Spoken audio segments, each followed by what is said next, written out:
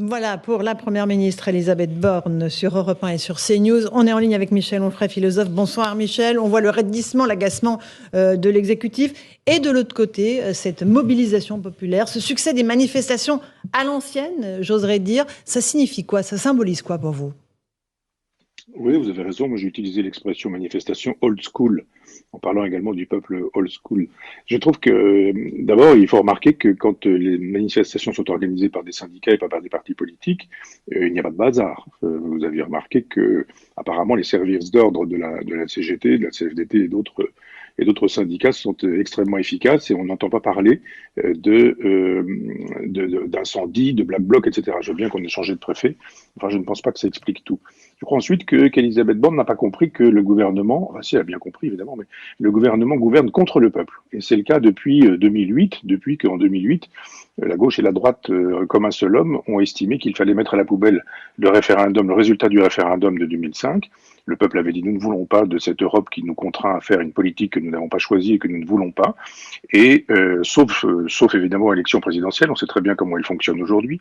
Elles sont faites pour que par défaut un candidat de Maastricht s'y trouve, c'était Macron, donc c'était Macron, voilà. Et puis on nous dit en face qu'il y a un candidat fasciste, nazi d'extrême droite, c'est Marine Le Pen. On joue cette scie musicale depuis des années, mais on voit bien que quand il s'agit de confirmer l'élection présidentielle à l'Assemblée nationale, il n'y a pas de confirmation.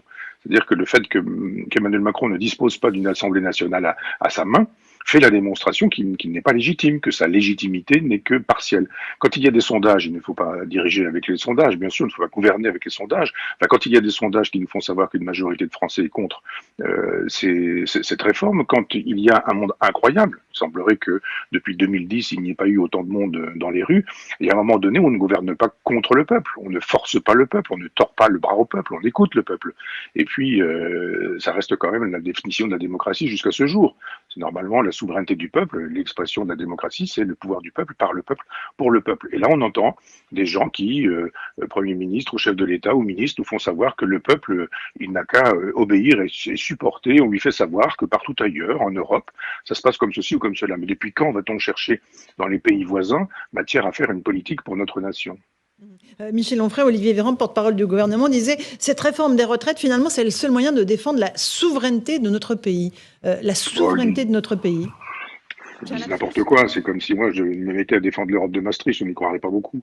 Donc ils ont bien compris que le mot souverain avait cessé d'être une insulte, enfin pas pour tout le monde, mais que finalement ça avait cessé d'être une insulte. Et on a vu que comme nous manquions de souveraineté au moment du Covid, les gens ont bien compris que le souverainisme, c'est pas une espèce d'idéologie mortifère, c'est simplement la possibilité de disposer de médecins, de disposer d'hôpitaux efficaces, de disposer de masques quand on en a besoin, de disposer d'un vaccin quand on en a besoin. C'est ça, la souveraineté, ça veut dire qu'on devrait pouvoir aujourd'hui disposer d'une électricité au prix du nucléaire comme nous le faisions jadis, plutôt que de mettre des commerçants à la rue. C'est ça la souveraineté. Donc évidemment, des gens qui nous font savoir qu'ils sont pour le souverainisme national et européens disent des sottises. On est pour l'un ou pour l'autre. Si la France est souveraine, ça n'est pas l'Europe qui l'est. Si l'Europe est souveraine, ça n'est plus la France qui l'est.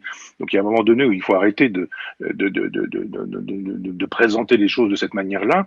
Nous ne sommes plus souverains, nous ne pouvons plus décider de notre politique. Et je rappelle que quand on nous fait savoir que nos voisins européens font ceci ou font cela, eh bien on est dans une logique européenne, européiste. Oui, à l'évidence, il faut absolument que cette réforme soit faite pour le capital et pas pour les travailleurs, pour l'argent, pour le monde du business et sûrement pas pour les salariés. C'est une honte de nous faire savoir que c'est justice, justesse et équité. Non, ça fait partie de la feuille de route des européistes et des maastrichtiens. Vous dites, Michel Onfray, qu'on ne peut pas gouverner contre le peuple. Pourtant, le gouvernement entend faire passer sa réforme au forceps à l'Assemblée et les Français devront s'y soumettre de toute façon? Ou vous pensez que la mobilisation peut encore s'amplifier?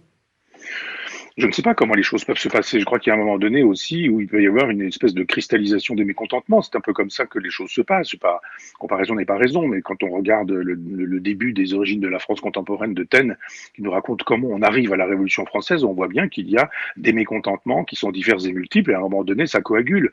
Donc on ne peut pas dire quand. Ça fait très longtemps qu'on entend dire que la rentrée va être chaude. Ça fait au moins 6, 7, 8, 9, 10 ans qu'on entend qu'effectivement, il va y avoir des problèmes en septembre, en octobre, et qu'il n'y en a pas.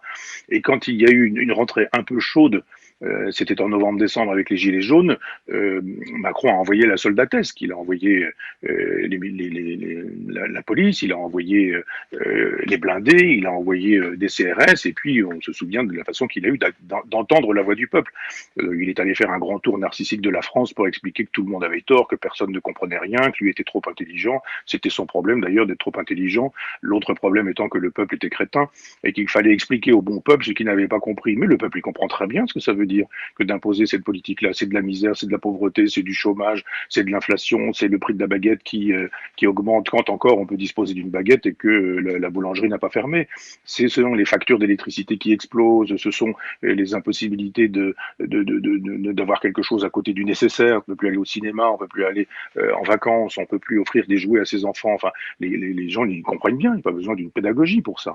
Ils sont à bout, les Français. Ils ont vécu la crise du Covid, la crise de l'inflation, la crise énergétique. Là, c'est la réforme de trop. C'est la goutte d'eau qui fait déborder le vase. C'est-à-dire que c'est beaucoup de choses. C'est-à-dire que pendant des années, la gauche a eu besoin des écologistes comme des supplétifs. Il leur fallait 3 points par-ci, 5 points par-là, parfois 10 points pour boucler une élection.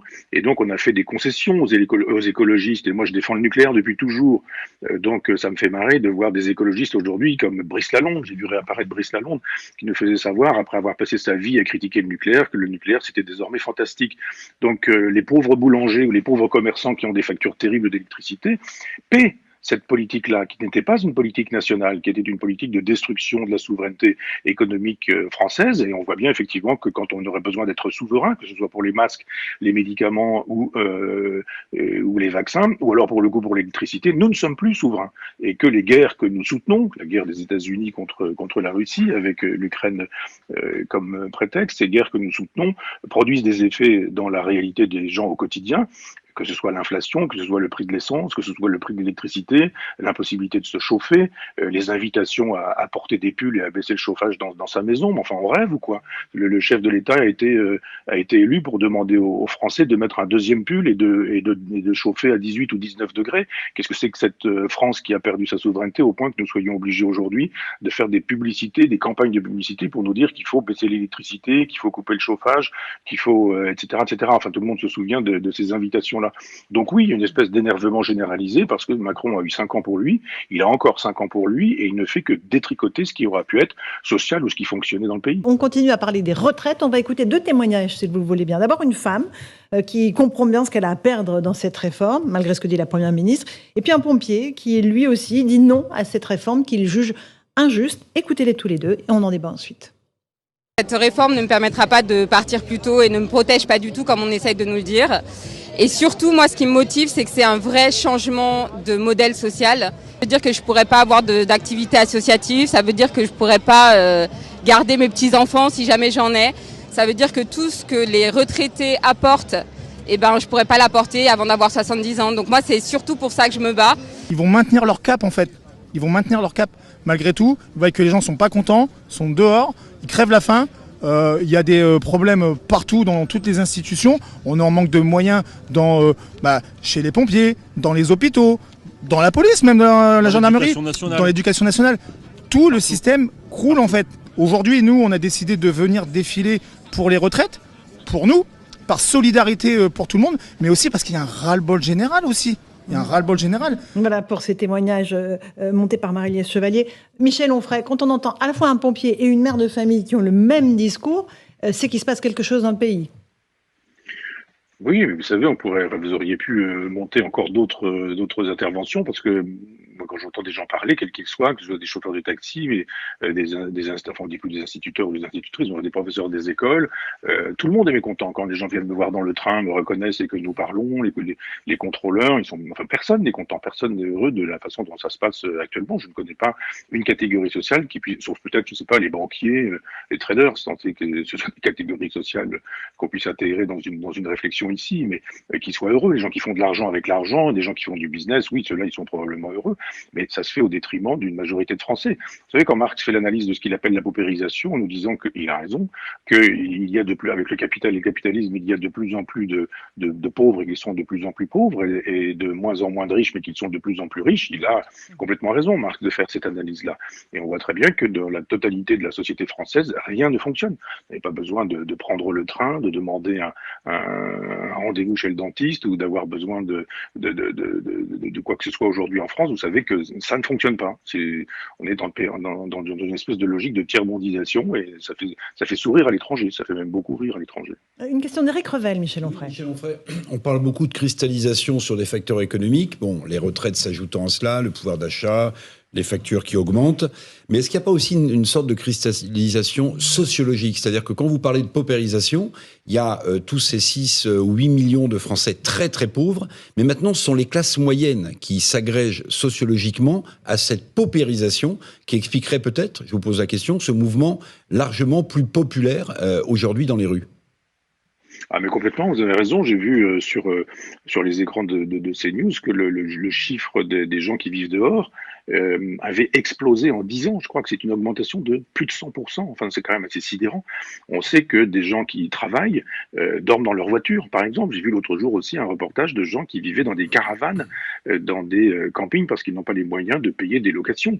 Donc ce sont des gens qui travaillent, qui sont socialisés, ce sont des gens qui vont le matin au travail, et on se dit, voilà dans quelle situation ils se trouvent. Donc vous avez raison de signaler qu'il y a une immense paupérisation des gens qui déjà ne peuvent pas s'acheter, là encore, des gens qui me disent qu'ils ne peuvent pas acheter de poisson, c'est trop cher, ne peuvent pas acheter de viande, c'est trop cher, que évidemment il n'est pas question d'avoir des week-ends, d'aller au cinéma, vous vous rendez compte, 12, 13, 14, 15 euros, une place de cinéma, ça n'est pas possible. Il y a un tas de gens qui vivent dans une espèce de souffrance, dignes et silencieuses. Ce sont des gens qui ne le disent pas beaucoup. Les Gilets jaunes avaient commencé à le dire, mais quand on écoute un peu les gens du peuple, je dirais, enfin des gens simples et des gens modestes, ils nous racontent leur misère et leur pauvreté, et je trouve que ça n'est pas entendu. Quand Madame Borne et Monsieur Macron nous disent qu'ils écoutent, qu'ils entendent, ils se moquent absolument du monde, car cette souffrance est insupportable. Cette souffrance en France est insupportable. Michel Onfray, 69% des Français sont favorables à un référendum sur cette réforme des retraites. C'est la solution pour sortir de l'impasse ou pas?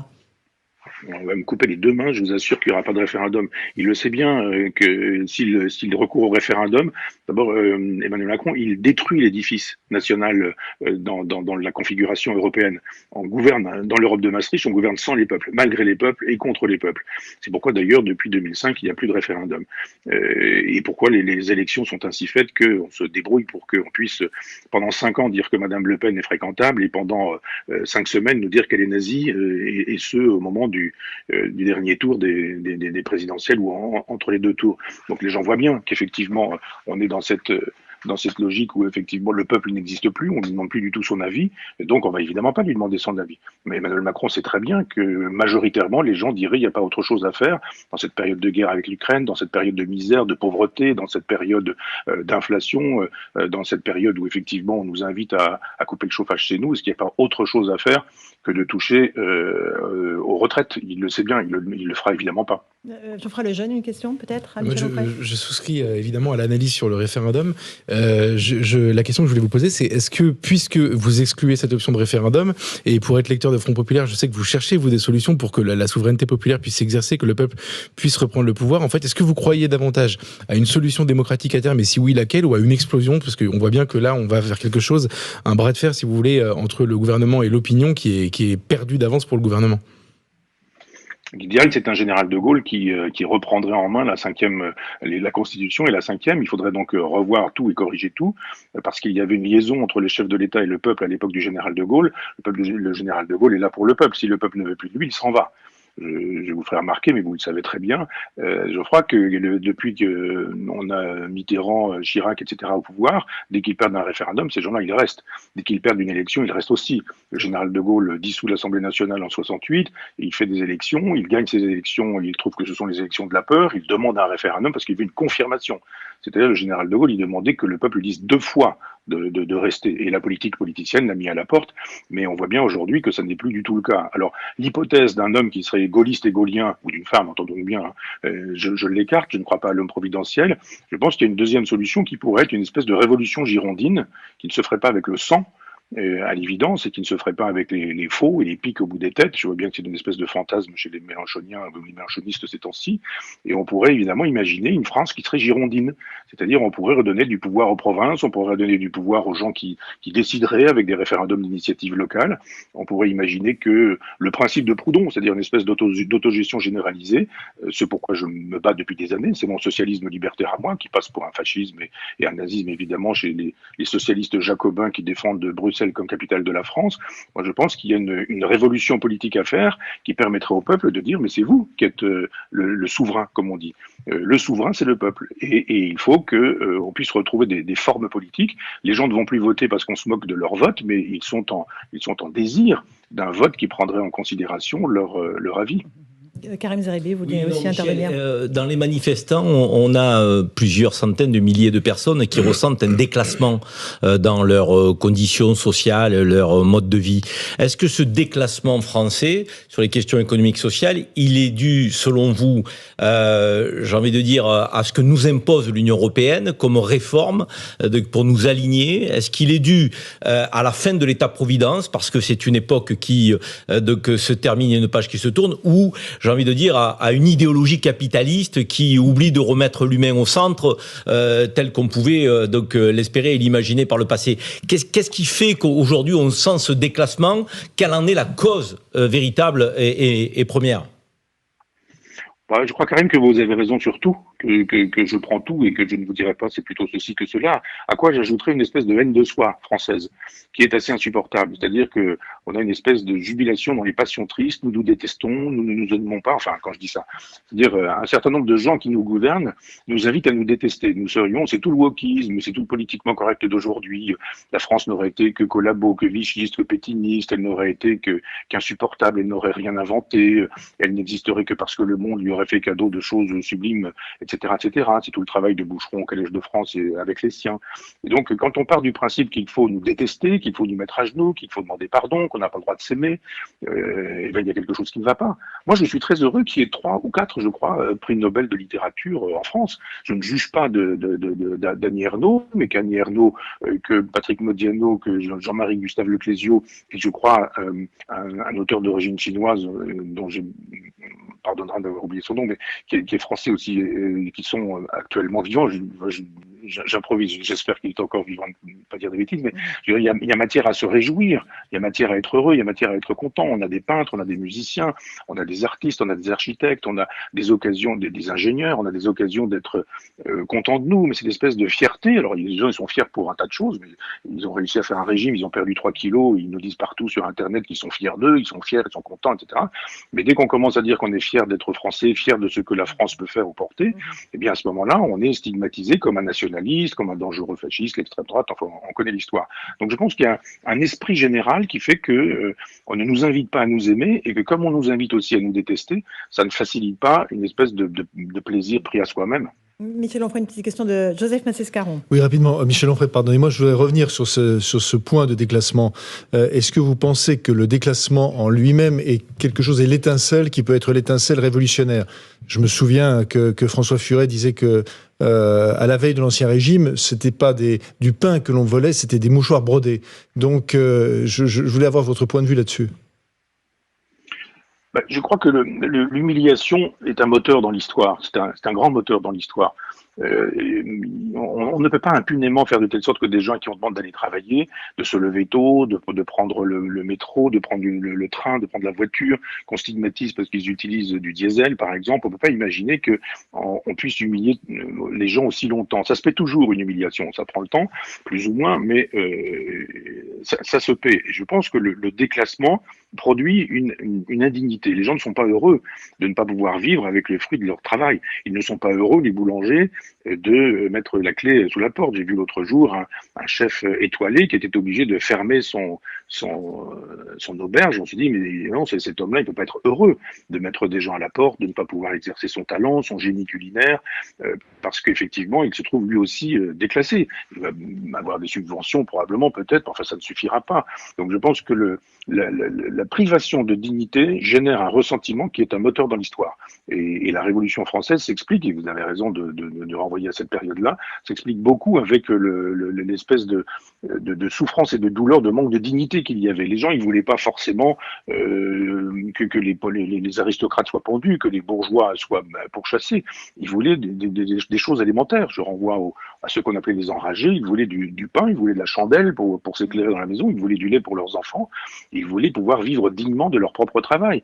Il y a un tas de gens qui ne le peuvent plus aujourd'hui, et de fait, cette indignité qu'on inflige à un certain nombre de gens provoque une colère qui, elle, est susceptible de nourrir des passions révolutionnaires, ça c'est évident, et des passions dangereuses. Voilà pourquoi d'ailleurs aujourd'hui, on nous ressort les piques, on nous ressort les guillotines, on nous ressort les Robespierre, et on voudrait aujourd'hui décapiter les milliardaires, ce qui est évidemment pas une bonne solution. Oui, et c'est Jean-Luc Mélenchon notamment qui le demande, Michel Onfray, qui demande la peau des milliardaires. Oui, ce qui est une sottise complète, c'est de croire qu'il y a des espèces de vases communicants, et si on appauvrit un riche, on enrichira un pauvre. C'est pas évidemment comme ça que ça fonctionne. Je pense que si on commençait déjà par éviter de donner beaucoup d'argent à l'Europe pour que nous soyons un pays contributeur qui contribue plus qu'il ne gagne pour permettre à d'autres pays d'exister, moi je trouve très bien qu'on puisse aider d'autres pays à exister, mais si tant est qu'on puisse encore le faire et que nous en avons les moyens. C'est-à-dire que si effectivement on faisait des économies, on gérait autrement. J'ai parlé tout à l'heure de cette guerre, j'ai dit au prétexte de, entendons-nous bien, j'ai pas dit que la guerre en Ukraine était un prétexte, j'ai dit qu'au prétexte de la guerre en Ukraine, je vous rappelle la pénurie de moutarde pendant que d'autres étaient en train de capitaliser sur les stocks de moutarde. Je veux dire, il y a une façon de faire de la politique qui ne peut plus être comme avant. Ça me paraît évident qu'on ne peut plus continuer sur ce rythme-là. Justement, sur l'Ukraine, la tension monte entre la France et la Russie. La diplomatie russe dénonce les propos absurdes d'Emmanuel Macron qui disait que livrer des armements lourds à l'Ukraine, ce n'est pas une escalade. On est dans un moment de grande tension. Oui, je ne savais pas, il a inventé un néologisme, je sais pas, il fallait pas que ce soit escalatoire. C'est comme si on n'avait pas de mots français à disposition.